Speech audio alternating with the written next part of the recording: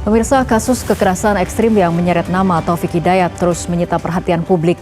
Dari pemeriksaan sementara, polisi menyebut motif di balik aksi keji Taufik menyiksa kekasihnya YTR karena cemburu dan kesal. Namun fakta, Taufik pernah melakukan kekerasan serupa membuat publik bertanya-tanya, mengapa Taufik tega melakukan perilaku sadis berulang pada pasangannya.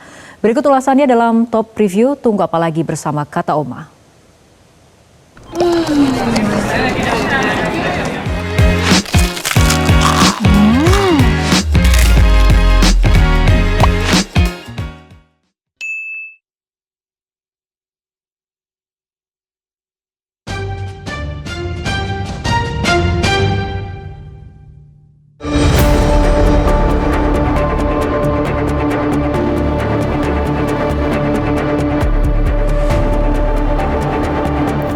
Nama Taufik Hidayat kini menjadi sorotan setelah kasus penyekapan dan penganiayaan berat terhadap kekasihnya YTR di Kabupaten Bandung, Jawa Barat selama 3 tahun terakhir viral di media sosial. Akibat perbuatan sadis Taufik Hidayat, YTR kehilangan penglihatan total dan mengalami cacat fisik permanen.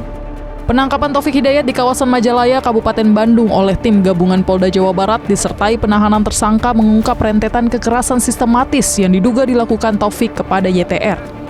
Kapolda Jawa Barat Irjen Rudi Setiawan mengatakan Taufik melakukan kekerasan kepada YTR di 4 lokasi sejak 2024. Usai keduanya resmi menjalin hubungan khusus yang berawal dari aplikasi Kencan. Kekerasan ini bermula ketika Taufik dan YTR tinggal bersama di sebuah indekos di kawasan Cicahem, Kota Bandung pada Mei 2024 hingga terus berlanjut di sebuah indekos di kawasan Cilenyi, Kabupaten Bandung selama kurun Januari sampai Juni 2026. Motifnya, Taufik mengaku cemburu, kesal, serta mengalami tekanan pekerjaan. Tersangka memukul korban dengan tangan kosong, benda keras seperti besi, menggunakan senjata tajam, menggunakan helm, menyudut dengan rokok, menempatkan korban di kamar kos dan tidak dibolehkan keluar, dikunci dari luar. Dan ini dilakukan secara berulang-ulang dari tahun tadi bulan Mei 2024 hingga Juni 2026. Dilakukan karena kekesalan, kecemburuan terhadap korban. Dari pendalaman, tersangka Taufik Hidayat ternyata juga pernah melakukan kekerasan serupa terhadap perempuan lainnya. Kasus tersebut membuat Taufik divonis hukuman 1 tahun 4 bulan penjara. Saat ini polisi tengah mendalami adanya dugaan korban lain dari Taufik Hidayat. Tersangka ini adalah residivis karena pernah melakukan kekerasan serupa terhadap seorang wanita dan divonis dijatuhi hukuman 1 tahun 4 bulan. Ini terjadi di daerah Bandung. Fakta-fakta yang terkuak memantik pertanyaan, apa yang sebenarnya terjadi di balik kekerasan yang kerap dilakukan Taufik Hidayat kepada sejumlah perempuan termasuk YTR? Jawabannya ternyata pola perilaku brutal dan kasar telah ditunjukkan Taufik sejak masa kecil.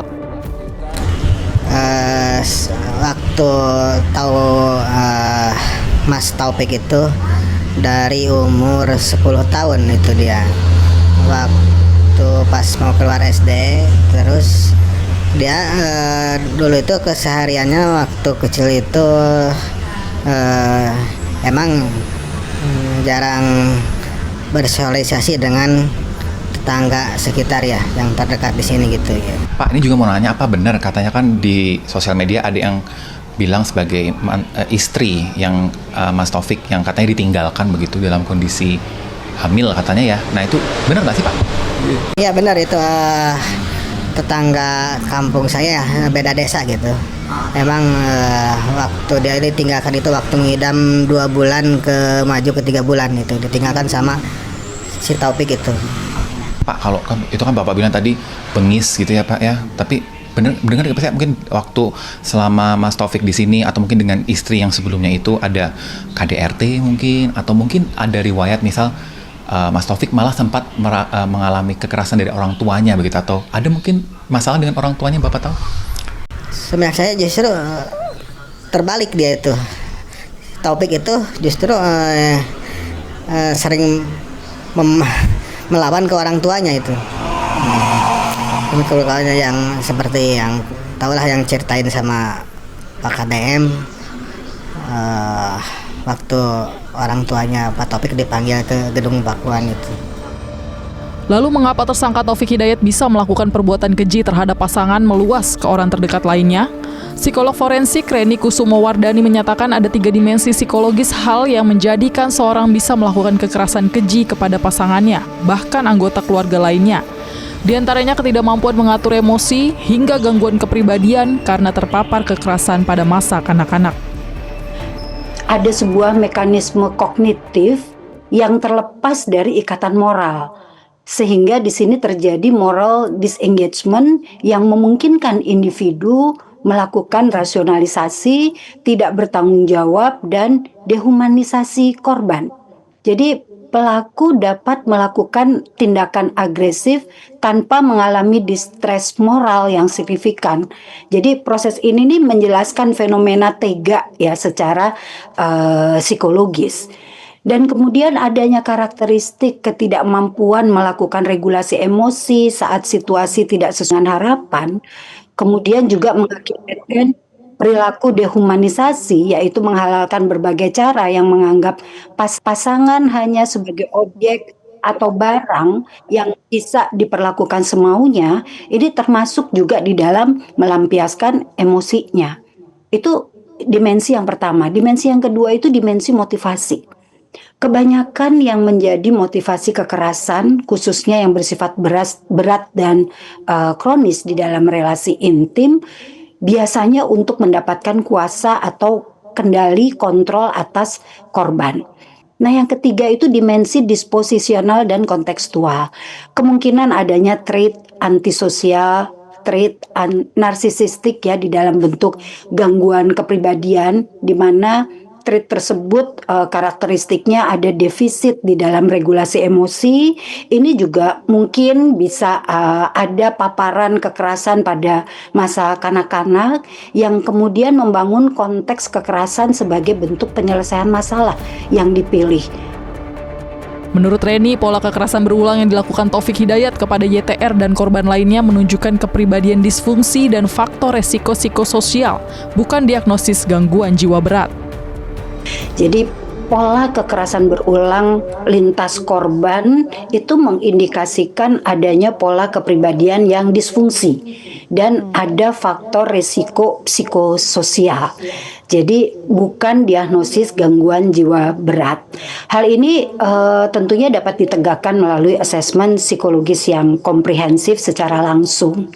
Namun dapat kita bahas di sini bahwa mayoritas pelaku kekerasan berulang itu tidak memenuhi kriteria gangguan psikotik seperti skizofrenia ya, atau orang-orang yang blackout yang dihantui oleh delusi dan halusinasinya gitu. Jadi korelasi yang terbesar lebih banyak pada gangguan kepribadian dan trait yang maladaptif.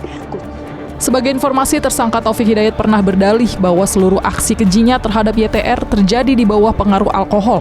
Namun berdasarkan riset psikologi forensik, alkohol memang menurunkan kontrol impulsif, tetapi tidak pernah menciptakan motif agresi yang baru. Alasan alkohol dinilai hanya teknik netralisasi untuk lari dari tanggung jawab hukum. Lantas bagaimana dengan adanya gangguan kepribadian? Apakah hal ini bisa meringankan hukuman pelaku di pengadilan? Reni menjelaskan gangguan kepribadian sangat berbeda dengan gangguan jiwa berat.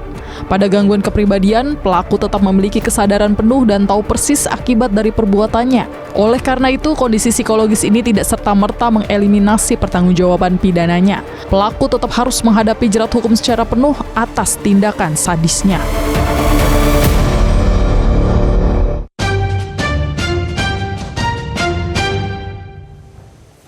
Jelajahi cara baru mendapatkan informasi. Download Metro TV Extend sekarang.